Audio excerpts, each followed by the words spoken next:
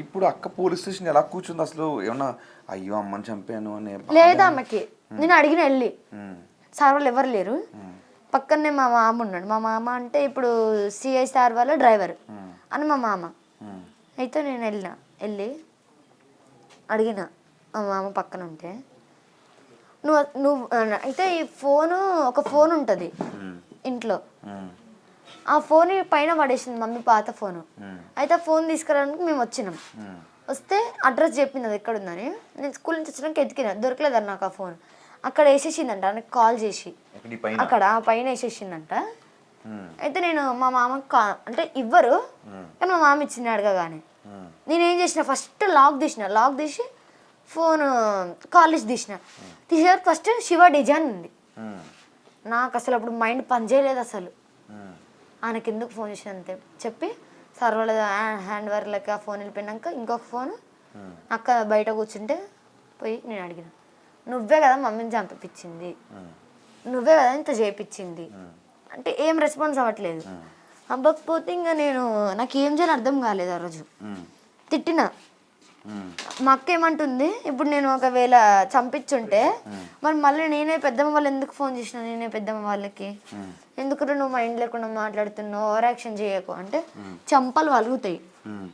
ఒక కన్న తల్లిని చంపేసినావు, నీకు ఇంత ఉందా నేను తిట్టేసరికి ఇంకా ఏం మాట్లాడట్లేదు.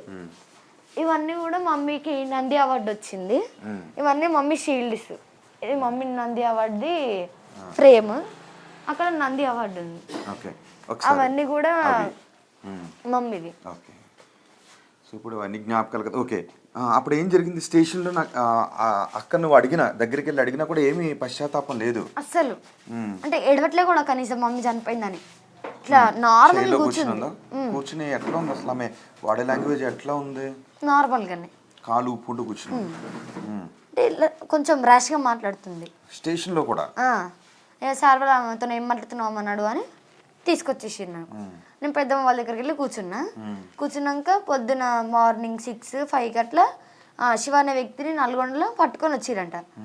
ఆనే దేంతో చంపినవరా అని సార్ వాళ్ళు అడిగితే టీషర్ట్ లేపి ఇక్కడ నడుముకి మా మమ్మీ చున్నీని ఇక్కడ కట్టుకొని ఆ టీషర్ట్ లేపి ఆ చున్నీ తీస్తుంటే అంటే డౌట్ వస్తుంది అని చెప్పేసి వాళ్ళ ఫింగర్ ప్రింట్స్ ఉంటాయని చెప్పేసి దాన్ని తీసుకెళ్ళిపోయాడు కట్టుకొని. అయితే అది ఇప్పుతుంటే నాకు ఎంతో కోపం వచ్చిందంట ఆయన పైన. అంటే నాకు అది పెద్దమ్మ వాళ్ళు చెప్పిర్రు నేను లేనప్పుడు, మా అక్క వాళ్ళ ఇంటికి వెళ్ళిన, దేని గురించో ఎల్లుండే మేము. అయితే చూసే వరకు పెద్దమ్మ వాళ్ళకి అట్లా చెప్తుంటే ఎంత ధైర్యం ఉంటే మా అమ్మని చంపి నా ముందుకు వచ్చి అట్లా మాట్లాడి మళ్ళీ సెకండ్ టైం వచ్చి మళ్ళీ చంపి దాని తర్వాత మా మమ్మీ చున్నీని తీసుకుని నడుముకి కట్టుకొని అని మళ్ళీ నల్గొండకి వెళ్ళి నల్గొండ నుంచి ఇక్కడికి వచ్చి ఎంత డేర్నెస్గా చెప్తున్నారు వాళ్ళు. ఇప్పుడు వాళ్ళు మేజర్స్ కాదని చెప్పి మా అక్కని శివ అనే వ్యక్తి వాళ్ళ తమ్ముని వదిలేస్తారంట. ఇప్పుడు వాళ్ళని అయితే వదిలేయొద్దు. అయితే ఆ రోజు అట్లా జరిగినాక వాళ్ళు ఏం పశ్చాత్తాప పడట్లేదు అసలు. అయ్యో ఒక మంచి ప్రాణం తీసినామని. ఇప్పుడు వాళ్ళు మేజర్స్ కాదని వాళ్ళు వదిలేస్తే మేము ఇట్లా కంప్లైంట్ ఇచ్చినాం కదా, ఇప్పుడు మీడియాస్లలో ఇంతమంది ముందు మాట్లాడుతున్నాం మేము, రేపు వాళ్ళని వదిలేస్తే మా దగ్గరకు వచ్చి మమ్మల్ని చంపాలని గ్యారంటీ ఏంది? కాదు, నువ్వు బయట ఉన్నావు, నువ్వు వచ్చేటప్పటికి నీకు తెలీదు కానీ శివ వాళ్ళు లోపల ఉన్నారు. శివ వాళ్ళు లోపల ఉన్నారు అనే విషయం నీకు తెలియకూడదు అని నిన్ను అక్కడ చెట్టు దగ్గర ఆపేసి మళ్ళీ నిన్ను 2 సార్లు ఇద్దరు ఫ్రెండ్ ఇంట్లోకి తీసుకెళ్ళింది. తర్వాత అక్క వాళ్ళ ఇంటి దగ్గర కూర్చోబెట్టింది. ఆ తర్వాత మళ్ళీ నువ్వు వచ్చి చూసిన తర్వాత అమ్మ కొన ఊపిరితో ఉంది, నీకు భయం వేసి 108కి అది కాల్ చేసావు. ఒకవేళ ఇన్ కేస్ శివ లోపలుండి చంపటం నువ్వు ఏదైనా కిటికీలోంచి చూసుంటే నీ పరిస్థితి ఏంటి? నేను అరిచి ఉండేదాన్ని కదా అప్పుడు, మమ్మీని ఎందుకు చంపుతున్నారు, ఎందుకు కొడుతున్నారు అని. నేను ఇంట్లోకి వచ్చి అరిచి ఉంటే నన్ను కూడా చంపేసేవాళ్ళు. ఇప్పుడు అంత పెద్ద మనిషిని మా మదర్నే చంపినంటే నేను ఒక లెక్కనా వాళ్ళకు? తిప్పి కొడితే 10 years లేవు నాకు, నేను ఒక లెక్కనా వాళ్ళకు? నేను కూడా చంపేస్తుంటారు నేను కూడా చనిపోయి ఉండేదాన్ని ఇప్పుడు. అంటే దేవుడు నన్ను అట్టే తీసుకెళ్ళిపోయింది ఇంకా నువ్వు వద్దు అని చెప్పి. ఆ రోజు నేను ఒకవేళ అక్కని ఎదిరించి పెట్టేసి వస్తాను ఇంటికి వచ్చుంటే కొడుతుంటే నేను చూసి అరిసి ఇదంతా జరిగిన తర్వాత నన్ను అమ్మని ఒక దగ్గర వేసి చంపేసి వెళ్ళిపోతుండే. వాళ్ళందరూ ముగ్గురు ఎస్కేప్ అయిపోతుండే.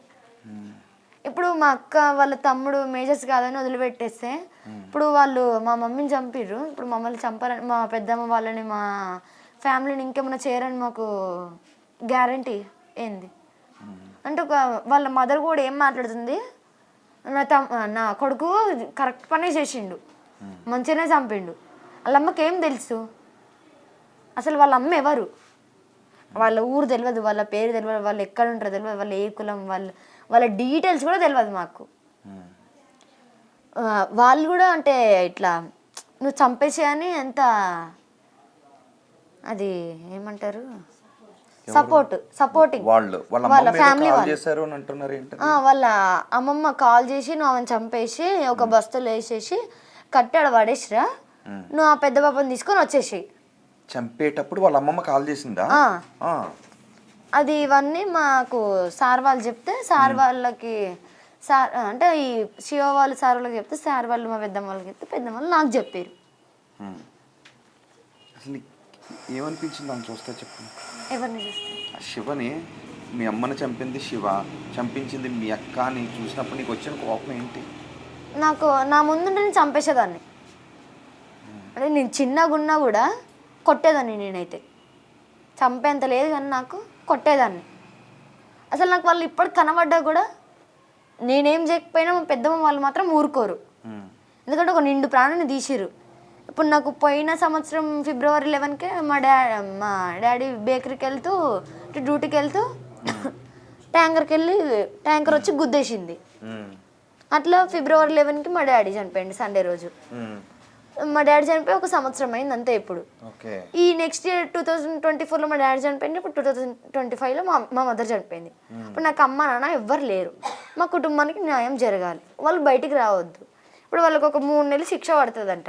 వాళ్ళ అమ్మ ఏమంటుంది, వాళ్ళకి ఒక 3 నెలలు శిక్ష పడుతుంది, నేను తీసుకొచ్చుకుంటాను మా కొడుకున్న బిడ్డను అంటుందంట. అసలు మీ అమ్మని చంపడం కరెక్టేనా అంటుందా వాళ్ళ అమ్మ? ఆ మాటలు వింటే ఏమనిపించింది నీకు? నాకు అసలు వాళ్ళ అమ్మ ఎవరో తెలియదు మాకు. అలాంటి వాళ్ళ అమ్మ కరెక్ట్ అని ఎట్లా అంటది? లేకపోతే మళ్ళీ నిన్న మాట్లాడుతుంది, నాకు ఏం చేస్తారో తెలియదు, నా కొడుకైతే నాకు కావాలి అంటే ఫస్ట్ రోజు ఇంత నవ్వుకుంటూ మాట్లాడింది. ఈడ నేను నా అమ్మ పోయి నేను ఏడ్చుకుంటూ కూర్చుంటే వాళ్ళ అమ్మ అక్కడ మీడియాలో అంత నవ్వుకుంటూ పడి నవ్వుకుంటూ మీడియా ముందు మాట్లాడుతుంటే, మీడియా వాళ్ళు అసలు ఇలాంటి విషయాలన్నీ బయట పెట్టి ఇవన్నీ చూపించి ఇప్పుడు ఇన్స్టాలో కానీ ఫేస్బుక్లో ట్విట్టర్లో ఇవన్నీ పెట్టి పోస్ట్ చేసి ఇలాంటివి అన్నీ మా వయసు వాళ్ళు చూసి ఇంకా మనం కూడా మన మమ్మీ వాళ్ళని చంపేసి ఇంకా 3 నెలలు బయటకు వస్తాం మనం కూడా.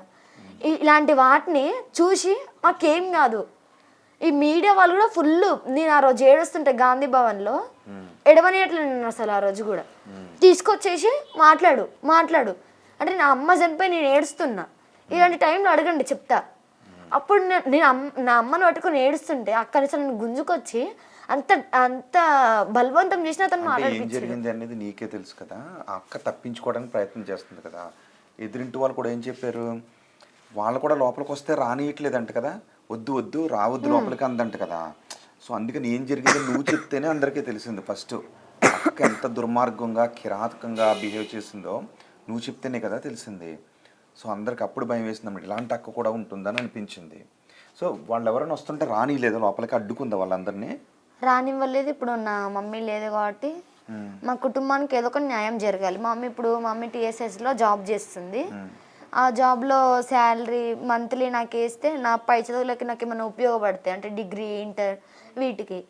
అప్పుడు మమ్మీ డ్యూటీ నాకు ఇచ్చినా పర్లేదు, నేను మేజర్ అయినాక, లేకపోతే నేను ఏదన్నా ఇంకొక జాబ్ పైన ఇంట్రెస్ట్ చూపిస్తే ఆ జాబ్ ఇచ్చినా పర్లేదు నాకు.